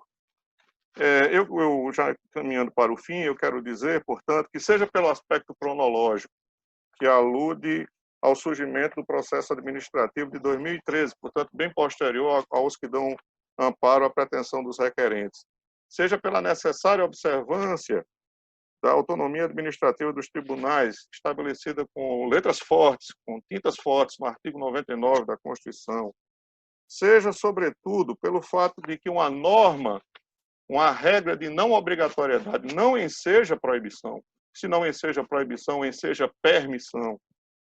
Seja, em quarto lugar, peço só um instante, que eu fiz aqui apontamentos para dar ensejo a... Em quarto lugar, seja em função de que o próprio Código Eleitoral não faz referência à circunscrição da comarca para dizer que é possível haver a fixação da função eleitoral em favor do juiz de direito. Seja ainda, acho que agora em quinto lugar, seja em razão de que a vinculação dos precedentes não se dá por sua ementa, mas pela ratio decidendi. Seja ainda pelo fato de que não seria legítimo secundar-se a aplicação do precedente simplesmente porque, e aí eu peço a devida vênia agora, é o CNJ. quando manifesta a erronia da ementa que não espelha claramente o que foi objeto de julgamento. Nós estamos, muitas vezes, nos deparando com esse tipo de situação no direito nacional. Não são raras as vezes em que o CNJ inova, inclusive, aquilo que compreende o conhecimento científico, matemático. Por que não lembrar, só a título ilustrativo, quando o CNJ dispôs sobre a fixação dos quintos nas listas de merecimento para remoção e promoção de juízes, ele transforma um conhecimento matemático em um conhecimento subjetivo, uma afirmação subjetiva, ou seja, uma fração de quintos em 10, 12, 13, 14 listas, violando de forma frontal aquilo que racionalmente foi construído pela ciência. Então, não é à toa que isso muitas vezes acontece, lamentavelmente, e desta feita nós percebemos que a ementa não traduz o que o CNJ, de fato, julgou quando do exame do PCA, ou pelo menos o que compõe na sua ontologia, na sua essência, a indagação, a questão que sedimentou e que vinculou o entendimento daquele órgão de controle e de fiscalização. Eu finalizo dizendo que nós não podemos realmente percorrer uma linha interpretativa díspare dessa, ainda que a matéria realmente leve ou promova uma considerada dúvida em virtude exatamente da confusão gerada pelas ementas, porque se nós assim o fizéssemos, estaríamos violando as 3 máximas retoras do pensamento jurídico contemporâneo. O ideal de coerência, que corresponde exatamente ao fato de que as decisões judiciais devem espelhar uma compreensão que seja retilínea em relação ao fonte de onde elas promanam. O ideal de coesão, que é interno, ou seja, a ementa não pode discrepar do acórdão e, por consequência, dos votos, do debate que foi entronizado para gerar aquela decisão. E, mais que tudo, o ideal de integridade, penso eu, que corresponde à compreensão do direito em sua visão sistemática e integral, como diz a própria nomenclatura, partindo exatamente do texto constitucional, passando pela legislação infraconstitucional, que é o artigo 32 do Código Eleitoral, e terminando por se ancorar nas decisões proferidas, seja em sede de TSE, seja em sede de CNJ. Quero aqui reiterar, para deixar muito claro, que essa interpretação, assim como muito bem dito por Dr. Carlos Wagner, não se sediou no subjetivismo da minha visão, muito ao contrário. Ela nasce da compreensão de que, de certo, o processo administrativo de 2013, que dá suporte à tese dos requeridos, é cronologicamente posterior àqueles que deram origem à pretensão promovida pelos requerentes. Ele realmente confere guarida a uma interpretação constitucional, porque ele assegura a autonomia administrativa do TRE, tanto é verdade que, e aí eu também peço vênia ao voto do relator, para dizer que também compreendo o entendimento do Tribunal de São Paulo na mesma linha do que ora estou a tratar em relação ao TRE, porque se é possível, pela própria leitura feita da disposição, que um juiz de uma outra comarca venha a substituir aquele da comarca sede, eu não consigo antever nessa possibilidade a figura de um juiz auxiliar. Eu quero crer que ele assim pode ser designado após finalizado o rodízio dos juízes que compõem a comarca sede. O que me parece que fica claro pelo ato normativo do TRE paulista é de que primeiro o rodízio deve se realizar nos juízes da comarca sede e depois assegurar-se que um outro juiz de uma outra comarca que esteja territorialmente subordinada àquela zona eleitoral possa efetivamente participar do rodízio também. Não consigo compreender, com a devida vênia, que essa atribuição do exercício das funções eleitorais seja na condição de juiz auxiliar. Com esses argumentos, senhor presidente, e invocando agora, por último, que a resolução posta em discussão, realmente ela teve o condão de democratizar o exercício da função eleitoral, que me parece muito salutar, e não havendo impedimento, já que o PCA, julgado pelo CNJ, não encerra um juízo de proibição. Ao dizer que não há obrigatoriedade, ele não está dizendo que há proibição. Repito, penso que é possível manter rígidos os dispositivos que foram postos como alvos da pretensão deduzida pelos requerentes. E, nesse sentido, sem me alongar mais e não cansá-los tanto, eu concluo meu voto pelo improvimento da representação, abrindo, então, a divergência para manter íntegras as disposições normativas do parágrafo 1º, artigo 3º e parte final do artigo 4º da Resolução 004/2019 do Tribunal Regional Eleitoral do Rio Grande do Norte. É como voto, senhor presidente. Quando a matéria chegou ao gabinete, eu imaginei que o debate seria rico, não somente em razão dos envolvidos, que todos nós aqui temos bem-querer por todos, mas também em razão das particularidades, até mesmo da envergadura constitucional que o tema traz consigo. Os 2 votos até então proferidos demonstram e ratificam isso. Eu passo a palavra ao juiz eleitoral, doutor Geraldo Mota. Como vota, Vossa Excelência? Está sem som, doutor Geraldo. Parabenizando, senhor presidente, essas 2 riquezas de votos, porque realmente aqui se analisou e se observou todos os critérios que se possam imaginar do âmbito do direito administrativo, do constitucional, que se possa ver.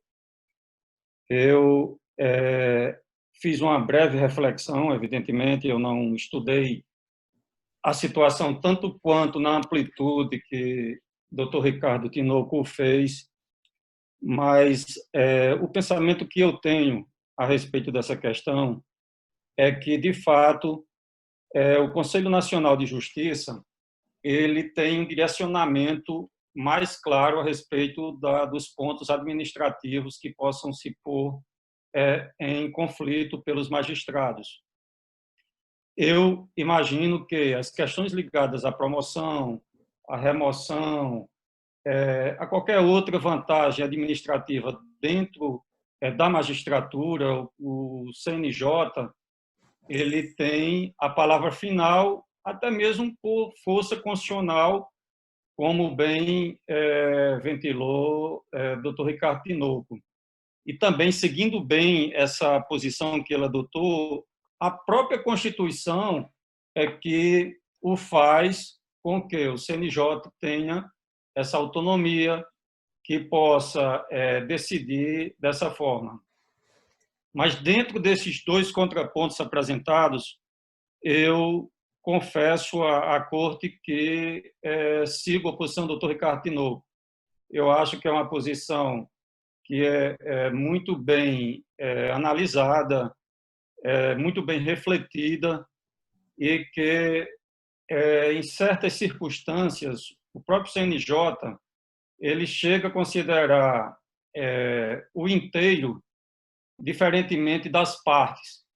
Como foi bem objetivada, o inteiro, se você tem a 5ª parte, você só poderia ter 5 partes para a composição de um inteiro, e hoje você tem uma lista de antiguidade com 6, 7, 8 partes que assim o envolvem.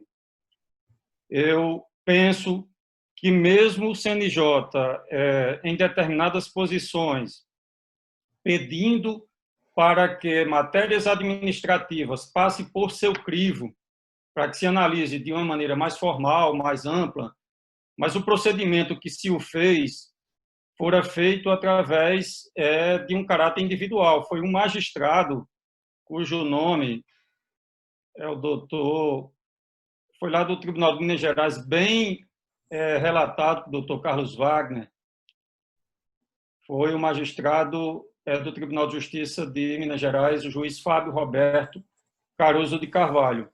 Ele assim o fez, apresentou o requerimento no sentido de que, dentro das respectivas unidades, apenas a que fosse sede da Justiça Eleitoral pudesse ser visto, e assim foi analisado pelo Conselho Nacional de Justiça.